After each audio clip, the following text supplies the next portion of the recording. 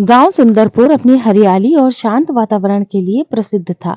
वहां के लोग मेहनती और ईमानदार थे। गांव में हर कोई एक दूसरे की मदद करता और मिलजुल कर रहता था। लेकिन इस गांव में एक अनोखी बात थी। एक पुराना पीपल का पेड़ था जो गांव के बीचों बीच खड़ा था। लोग मानते थे कि ये पेड़ सच्चाई और न्याय का प्रतीक है।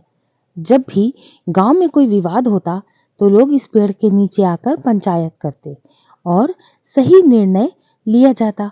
वहीं गांव में एक लड़का रहता था, अजय। अजय बहुत चतुर था, लेकिन उससे उसमें एक कमी थी। वो हमेशा शॉर्टकट ढूंढता और कभी मेहनत से काम नहीं करता था। उसे लगता था वो अपनी चालाकी से सब कुछ हासिल कर सकता है। अजय का दोस्त रवि बिल्कुल उसके उलट था। वो मेहनती और ईमानदार था। वो हर काम पूरी लगन से करता और हमेशा सच्चाई के रास्ते पर चलता। एक दिन गांव में एक बड़ा मेला लगा। मेले में कई तरह के खेल और प्रतियोगिताएं थीं। सबसे बड़ी प्रतियोगिता थी दौड़। इस दौड़ को जीतना उसे सोने का सिक्का इनाम में मिलता। अजय को ये मौका सुनकर बहुत खुशी हुई। उसने सोचा, अगर मैं ये दौड़ जीत जाऊं तो मुझे मेहनत करने की जरूरत नहीं पड़ेगी। लेकिन इतनी लंबी दौड़ दौड़ना मेरे बस की बात नहीं। कोई ना कोई चालाकी करनी पड़ेगी। दूसरी ओर रवि ने सोचा, अगर मैं पूरी मेहनत से दौड़ूं तो जीत सकता हूँ। अजय ने दौड़ में जीतने के लिए एक योजना बनाई। दौड़ का रास्ता जंगल से होकर जाता था। अजय ने पहले से ही जंगल के बीच में एक जगह छुपने का फैसला कर लिया, ताकि जब बाकी लोग दौड़ पूरी करने के लिए वापस लौटे तो वो सीधे लाइन में आकर जीत सके। दौड़ शुरू हुई। सभी लोग पूरे जोश से दौड़ने लगे। रवि ने भी पूरी ताकत लगाई। अजय कुछ दूर तक दौड़ा और फिर चुपचाप जंगल में एक बड़े पत्थर के पीछे छुप गया। रवि और बाकी लोग दौड़ते रहे। ये एक कठिन दौड़ थी, लेकिन रवि ने अपनी पूरी ताकत लगाई और सबसे आगे पहुंच गया। जब लोग वापस लौटने लगे तब अजय चुपचाप दौड़ की आखिरी रेखा के पास आकर खड़ा हो गया और जब बाकी लोग पास पहुंचे तो वो अचानक तेज दौड़ने लगा और सबसे पहले रेखा पार कर गया। गांव के लोग हैरान रह गए। किसी को शक नहीं हुआ कि अजय ने बेईमानी की थी। उसे सोने का सिक्का दे दिया गया। रवि को यह देखकर बहुत दुख हुआ, लेकिन उसने कुछ नहीं कहा। उसने सोचा कि सच्चाई एक दिन जरूर सामने आएगी।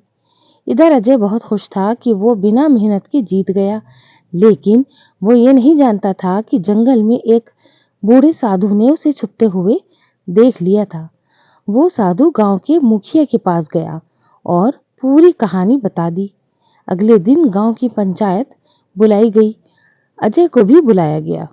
मुखिया ने उससे पूछा, क्या तुमने दौड़ पूरी ईमानदारी से जीती थी? अजय ने सिर झुकाकर कहा, हाँ, मैंने पूरी दौड़ दौड़ी थी। तभी साधु ने आगे बढ़कर कहा, बेटा, मैंने अपनी आंखों से देखा कि तुम जंगल में छुपे थे। सच्चाई छुप नहीं सकती। ये सुनकर अजय के चेहरे का रंग उड़ गया। पूरा गांव उसकी तरफ घूरने लगा। अब वो समझ गया कि उसकी चालाकी पकड़ी जा चुकी है। अजय को अपनी गलती का एहसास हुआ। उसने पंचायत के सामने हाथ जोड़कर कहा, मुझे माफ कर दीजिए। मैंने बिना मेहनत के कुछ पाने की कोशिश की, लेकिन अब मुझे समझ आ गया है कि सच्चाई और मेहनत का कोई विकल्प नहीं होता। मुखिया ने उसे माफ कर दिया, लेकिन एक शर्त रखी। अजय को पूरे गांव के खेतों में 1 महीने तक मेहनत करनी होगी, ताकि वो समझ सके कि सच्ची सफलता कैसे मिलती है। अजय ने ये शर्त मान ली। शुरू में उसे कठिन लगा, लेकिन धीरे धीरे उसने मेहनत की आदत डाल ली।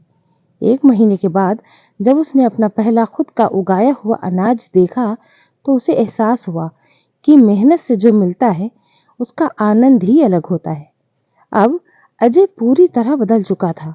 वो पहले की तरह चालाकी करने के बजाय मेहनत और ईमानदारी से अपने काम करने लग गया। गांव के लोग भी उसे पहले से ज्यादा पसंद करने लगे।